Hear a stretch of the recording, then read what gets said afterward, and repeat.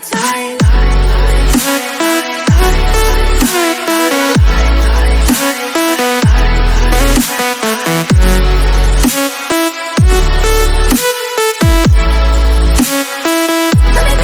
नमस्कार विद्यार्थी मित्रांनो, साईश कोचिंग क्लासेस मध्ये आपले सर्वांचे हार्दिक असे स्वागत.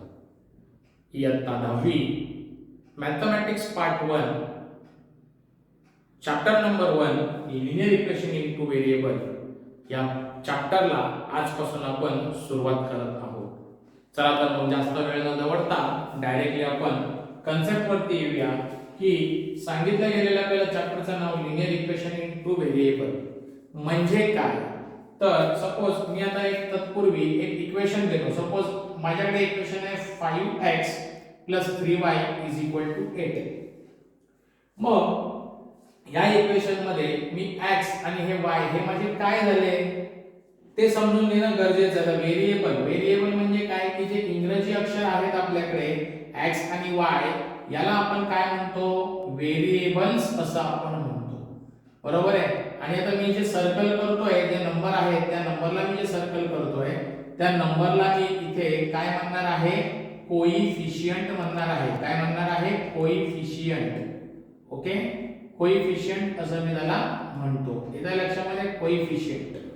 ओके, मग अशा पद्धतीच्या या इक्वेशन मध्ये जर मी इथे पुन्हा लिहिलं 5x 3y 8, जे इंग्रजी मधले जे स्मॉल लेटर आहेत त्याला मी व्हेरिएबल्स आणि नंबरला मी काय म्हणतो, त्या व्हेरिएबल सोबत असलेल्या नंबरला मी काय म्हणतो, कोइफिशिएंट असं आपण इथे म्हणतो. आय होप की तुम्हाला हे इक्वेशन मध्ये व्हेरिएबल म्हणजे काय आणि कोइफिशिएंट म्हणजे काय हे चांगल्या रीतीने समजलं असेल. मग आता चॅप्टरचं नाव आहे linear equation in two variable. मग linear equation in two variable मध्ये equation linear equation in two variable मधलं आहे का नाही आहे हे मी कसं आयडेंटिफाय करणार. तर एक गोष्ट लक्षात घ्या विद्यार्थी मित्रांनो, की कुठलंही जर तुम्हाला अशा पद्धतीने एखादं इक्वेशन दिलं असेल तर त्या इक्वेशन मध्ये प्रथम काय पाहायचं, किती व्हेरिएबल आहेत. किती व्हेरिएबल आहेत, 2 व्हेरिएबल. मग या व्हेरिएबलची जी डिग्री आहे ही डिग्री किती असली पाहिजे, 1 असली पाहिजे. म्हणजे अकॉर्डिंग टू द डेफिनेशन की मी लिनियर इक्वेशन मी कशाला म्हणणार आहे, an equation in two variable. Okay, an equation in two variable with the degree of variable is 1 is called as a linear equation in two variable. म्हणजे काय की याची degree म्हणजे ह्या x च्या डोक्यावरती काय नाही म्हणजे काय असतं 1, y च्या डोक्यावर काय नाही म्हणजे 1. म्हणजे कुठल्याही व्हेरिएबलच्या डोक्यावरती फॉर एक्झाम्पल हा जो 2x² मग हिची डिग्री किती आहे 2, तशी इक्वेशन मध्ये व्हेरिएबलची डिग्री किती पाहिजे 1 असेल तर आणि तरच मी याला काय म्हणणार आहे, linear equation in two variable असं मी म्हणणार आहे. मग आता ही संकल्पना तुम्हाला अजून चांगल्या रीतीने समजण्यासाठी आपल्या टेक्स्ट बुक मध्ये पेज नंबर 1 मध्ये आपल्याला एक ऍक्टिव्हिटी दिलेली आहे आणि त्या ऍक्टिव्हिटी मध्ये सांगितलंय की आयडेंटिफाय करायला सांगितलंय. ते आस्क अस, त्यांनी आपल्याला विचारलंय identify if the given equation is linear or not, that is also in two variable. Okay, and in text book आपल्या टेक्स्ट बुक मध्ये त्यांनी रिझन विचारलेलं नाहीये की का बरं ते लिनियर इक्वेशन आहे, का लिनियर इक्वेशन नाहीये. पण तुम्हाला समजण्यासाठी मी इथे एक कॉलम ऍड करणार आहे की ते लिनियर इक्वेशन आहे तर का आहे हे पण आपल्याला समजलं पाहिजे आणि लिनियर इक्वेशन नाही तर का नाही हेही आपल्याला समजलं पाहिजे. आणि म्हणून याच्यानंतरची जी ऍक्टिव्हिटी आपण आता इथे बोर्डवरती तुम्हाला मी शो करतोय त्यामध्ये मी तुम्हाला प्रॉपर वेने की कसं आयडेंटिफाय करायचं लिनियर इक्वेशन आहे की नाही आणि विथ रिझन हे मी तुम्हाला इथे देण्याचा प्रयत्न करणार आहे. आता विथ रिझन का, कारण बऱ्याचदा एक्झामिनेशन मध्ये काय होतं की परीक्षेमध्ये किंवा एक्झाम मध्ये आपल्याला विचारलं जातं की identify the following equation is linear equation in two variable और नॉट, ऑल्सो एक्सप्लेन इट व्हाय, किंवा विथ रिझन काही वेळेला विचारलं जातं. त्यामुळे आपल्याला ही रिझन सकट मी तुम्हाला इथे देण्याचा प्रयत्न करतोय. ओके, पाहूया आपण पुढे की कशा पद्धतीने ती ऍक्टिव्हिटी आपण शो करू. विद्यार्थी मित्रांनो, बोर्डवर तुम्ही पाहताय की आपली ऍक्टिव्हिटी जी टेक्स्ट बुक पेज नंबर 1 वरची आहे ती ऍक्टिव्हिटी मी बोर्डवरती इथे लिहिली आहे आणि आपल्याला आता काय करायचंय तर आयडेंटिफाय करायचंय. काय आयडेंटिफाय करायचं आहे? Is the equation a linear equation in two variable? Correct आहे. सो पाहूया फर्स्ट इक्वेशन. काय दिलेलं आहे first equation? 4m plus 3n is equal to 12. See here की आपल्याकडे इथे किती व्हेरिएबल आहेत? m आणि n, 2 व्हेरिएबल. ओके. आणि या दोन्ही व्हेरिएबलच्या डोक्यावरती पाहायचं म्हणजे काय पाहायचं? त्याची डिग्री पाहायची. बरोबर. याच्या डोक्यावर काय नाही म्हणजे काय असतो? 1. याच्या डोक्यावर पण काय नाही म्हणजे 1. आणि आपल्याला काय सांगितलं मगाशी मी की ज्या वेळेला आपण व्हेरिएबलची डिग्री 1 असेल तर त्या वेळेला ते इक्वेशन काय असतं? Linear equation in two variable असतं. मग रिझन मध्ये मी काय लिहिणार? तर रिझन मध्ये मी लिहिणार की two variable each with degree 1 म्हणून हे काय आहे? हे equation linear equation in two variable आहे. मग इथे मी फक्त काय करणार? इथे मी फक्त येस आणि नो मध्ये आन्सर लिहिणार. तर इथे मी लिहिणार येस आणि रिझन मध्ये काय लिहिणार? तर two variable each with degree 1. Okay. So two variable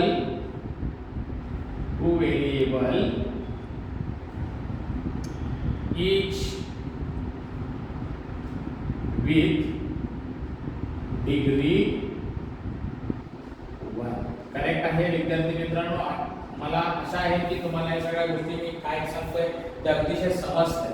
आता दुसरे इक्वेशन पाहूया. पहा बरं, इथे व्हेरिएबल आहे x आणि दुसरा व्हेरिएबल आहे y. या y च्या डोक्यावर काय नाही म्हणजे 1, पण x च्या डोक्यावरती x ची डिग्री किती आहे? 2. मग हा linear equation in two variable होऊ शकतो का? नाही. का? कारण व्हेरिएबल x ची डिग्री किती आहे? 2 आहे आणि म्हणून इथे दोन्ही व्हेरिएबलची डिग्री 1 असेल तर आणि तरच तो काय असतो? Linear equation in two variable असतो. मग याचं मी आन्सर काय लिहिणार? नो. करेक्ट आहे. आणि मी इथे काय लिहिणार? The variable. रिझन काय? का नाहीये? Because the variable acts with degree 2 and that's why the given equation, this equation is not a linear equation in two variable. मग आता तिसरं इक्वेशन पहा. मला या रूटची काही घेणं देणं आहे का? नाही. मला काय फक्त आयडेंटिफाय करायचं आहे की हा व्हेरिएबल आणि हा व्हेरिएबल. या व्हेरिएबलची डिग्री किती आहे? 1 आहे. मग तुमचा coefficient it may be fraction, it may be decimal, चालेल. फक्त मला कन्सिडर काय करायचं आहे की व्हेरिएबलची डिग्री 1 पाहिजे. म्हणून this is the linear equation in two variable. Is this equation in linear in two variable? Yes. आणि मी इथे पुन्हा काय लिहिणार?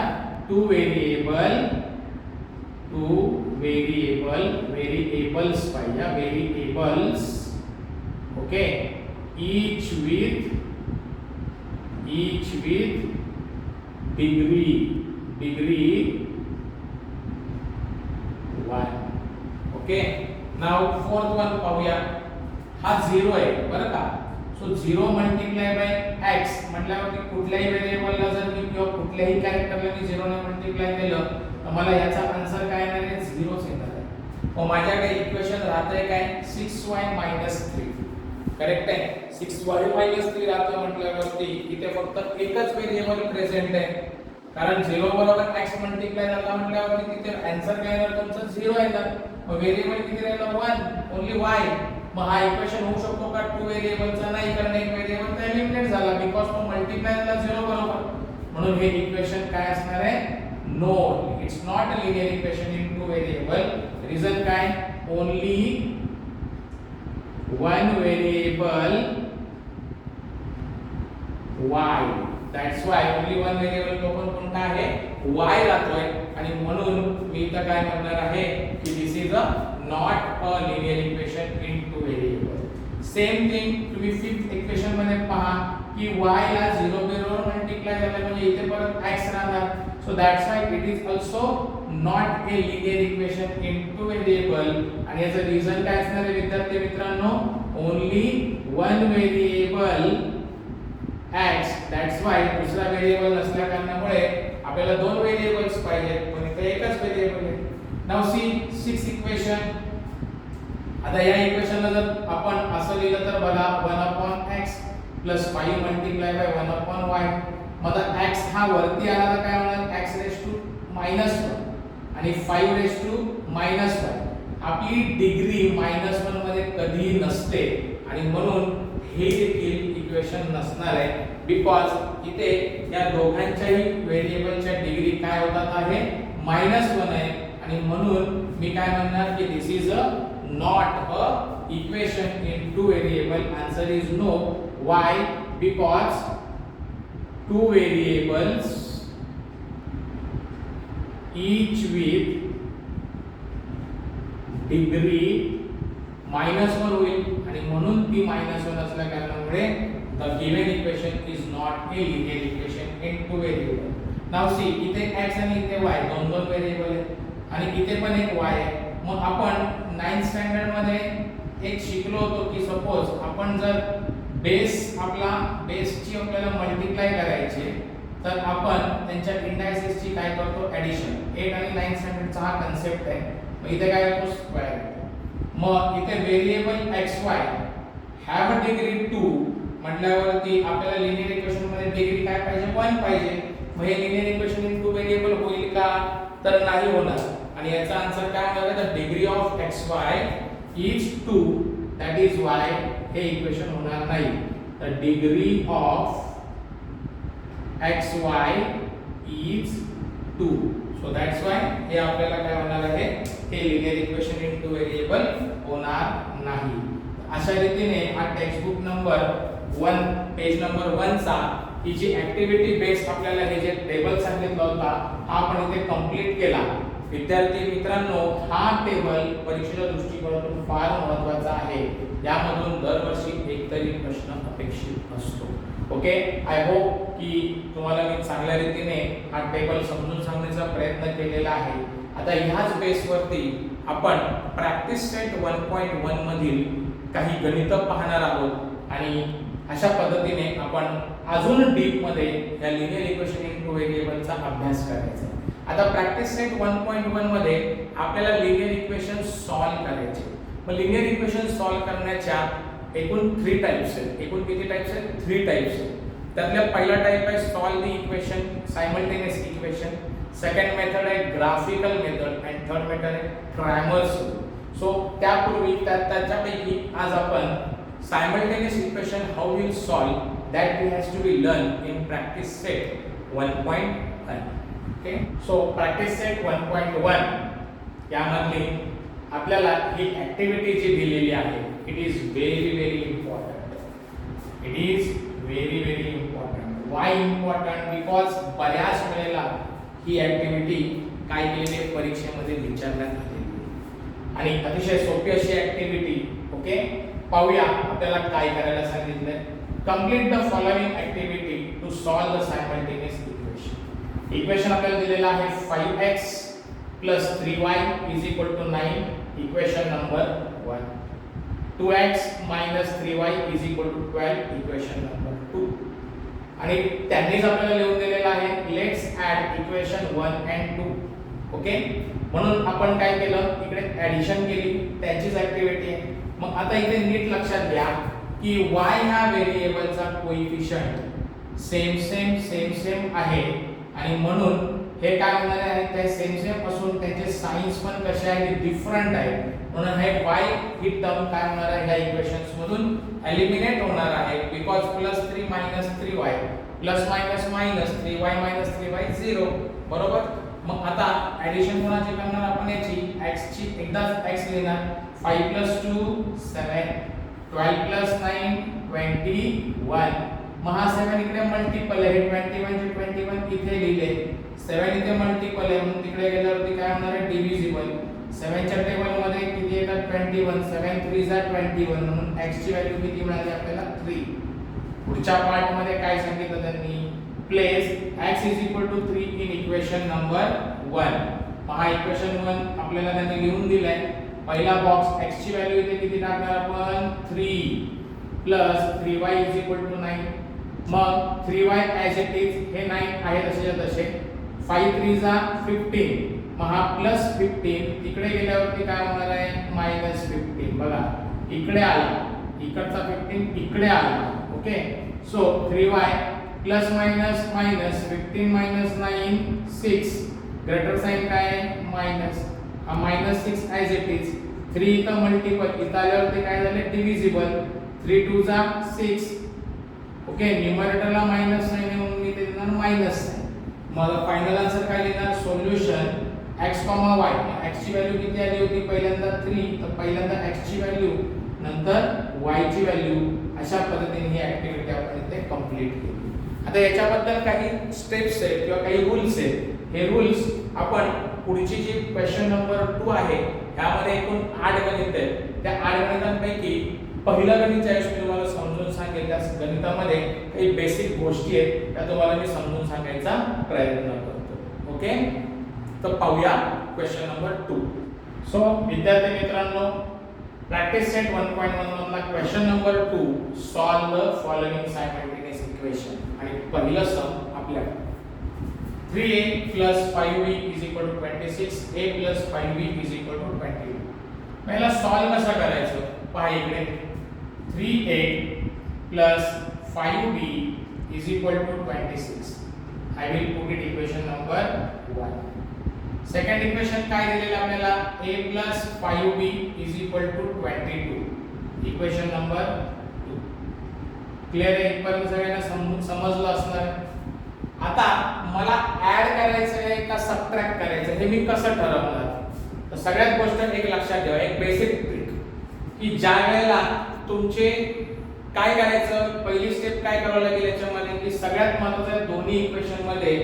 व्हेरिएबलचे पहिले कोएफिशिएंट आयडेंटिफाय करायचे आता सगळ्यात पहिल्यांदा आपण काय बघतोय फर्स्ट ऑफ ऑल इक्वेशन 1 मध्ये व्हेरिएबल a आणि व्हेरिएबल b हे टू व्हेरिएबल आहेत in equation 2 there also a and b there are two variable so काय करणार मी आता आयडेंटिफाय काय करायचंय की तर दोन्ही इक्वेशन मध्ये कुठल्याही तरी एका व्हेरिएबलचे कोएफिशिएंट सारखे आहेत की नाही ते पहिले चेक करायचे मग मी प्रथम a पाशी येतो पहिल्या इक्वेशन मध्ये a चा कोएफिशिएंट 3 आहे तर इक्वेशन नंबर 2 मध्ये a चा कोएफिशिएंट इथे काय आहे म्हणजे a आहे मग मला सांगा इक्वेशन 1 आणि 2 मध्ये a या व्हेरिएबलचे कोएफिशिएंट सारखे आहेत का नो दे आर डिफरंट मग मला a या व्हेरिएबलचा विचार करून चालणार आहे का नाही चालणार मग मी काय करणार व्हेरिएबल b कडे आलो व्हेरिएबल b चा कोएफिशिएंट इक्वेशन नंबर 1 मध्ये 5 दिलाय इक्वेशन नंबर 2 मध्ये व्हेरिएबल b चा कोएफिशिएंट मला 5 दिलाय येस म्हणजे मला इथे सेम काय मिळाले कोएफिशिएंट मिळाले मग त्यानंतर मी तिसरी गोष्ट काय करायचं त्यांचा साइन बघू मग कोएफिशिएंट ज्या व्हेरिएबलचे कोएफिशिएंट सेम आहेत आणि त्यांचे जर साइन बघा मी काय म्हणतोय साइन जर सेम असतील तर मी काय करणार ऍडिशन करणार ओके समजते मी काय म्हणतोय आणि साइन जर डिफरंट असतील ओके साइन सॉरी इथे सेम असतील तर काय करणार आपण सबट्रॅक्शन करतो सबट्रॅक्शन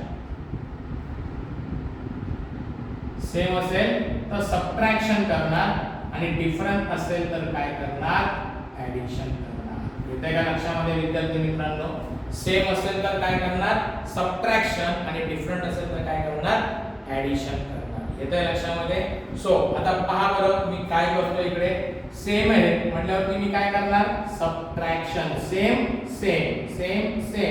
एस बघा S same subtraction different addition मग आता स्टेटमेंट मध्ये तुम्हाला लिहिता आलं पाहिजे मग मी काय करणार सबट्रॅक्ट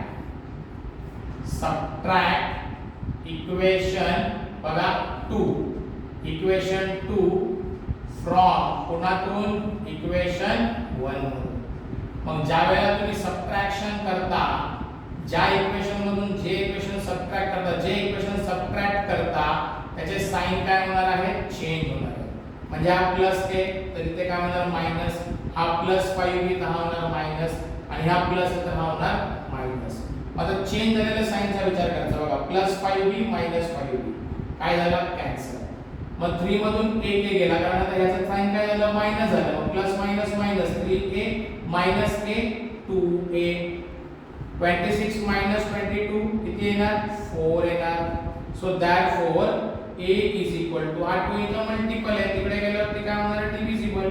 2 1 जा 2, 2 2 जा 4. सो इथे माझी a ची व्हॅल्यू काय मिळाली मला 2 मिळाली. ओके. आता तुम्हाला हे जे इक्वेशन्स आहेत असे एका पाठोपाठ एक सॉल्व्ह करायचे, पण आपल्याला इथे बोर्डची लिमिटेशन्स असल्या कारणामुळे मी याचा सेकंड पार्ट याच्यानंतरचा पार्ट मी इकडे सॉल्व्ह करतो. आय होप की हे तुम्हाला समजत असेल तर मी हे रफ करतो इथे. ओके. आता सेकंड पार्ट मध्ये काय करणार की ही a ची व्हॅल्यू कुठल्याही एका इक्वेशन मध्ये टाका. मग place a is equal to 2 in equation 2. Equation 2 काय माझ्याकडे a plus 5b is equal to 22. a ची व्हॅल्यू काय आहे 2 plus 5b is equal to 22. So therefore 5b is equal to 22 minus 2. So therefore 5b is equal to इथे किती मिळणार आहे 20. So b is equal to 20. हा 5 इथं multiple आहे, तिकडे गेल्यावरती काय झालं डिव्हिजिबल. 5 1 जा 5, 5 4 जा 20. So b is equal to 4. आता हे माझं फायनल आन्सर झाल्याच्या नंतर मला काय लिहायचे सोल्युशन लिहायचे. हा पार्ट खूप इम्पॉर्टंट आहे विद्यार्थी मित्रांनो. सोल्युशन इज इक्वल टू आता इथे व्हेरिएबल काय होते a आणि b होते, म्हणून मी इथे पहिले व्हेरिएबल लिहिणार a, b आणि मग त्याच्यानंतर a ची व्हॅल्यू काय आली होती 2 आणि b ची व्हॅल्यू 4 आणि मग याला छान पद्धतीने असा बॉक्स करायचा आणि अशा रीतीने आपलं हे पहिलं सम इथे मी तुम्हाला सॉल्व्ह करून दाखवलेलं आहे. आता एकूण या क्वेश्चन नंबर 2 मध्ये टोटल 8 गणित आहेत. ओके. तर उर्वरित जी 7 गणित आहेत रिमेनिंग 7 सम्स. ओके. हे 7 सम्स आपण टोटल 8 सम्स आहेत. मग रिमेनिंग 7 सम आपण नेक्स्ट पार्ट म्हणजे पार्ट नंबर 2 मध्ये पाहणार आहोत. ओके. आय होप की मी तुम्हाला आज नव्याने सुरुवात केलेली आहे या प्रकरणाची आणि चांगल्या रीतीने समजून सांगण्याचा प्रयत्न केला असेल. ओके. आणि तुम्हाला इथे चांगल्या रीतीने समजलं असेल आणि रिमेनिंग जी 7 सम आहेत आपण पार्ट 2 मध्ये पाहूया. व्हिडिओ जर आवडला असेल तर नक्कीच आपल्या मित्रांबरोबर शेअर करा, लाईक करा आणि आपल्या चॅनलला सबस्क्राईब करा. धन्यवाद.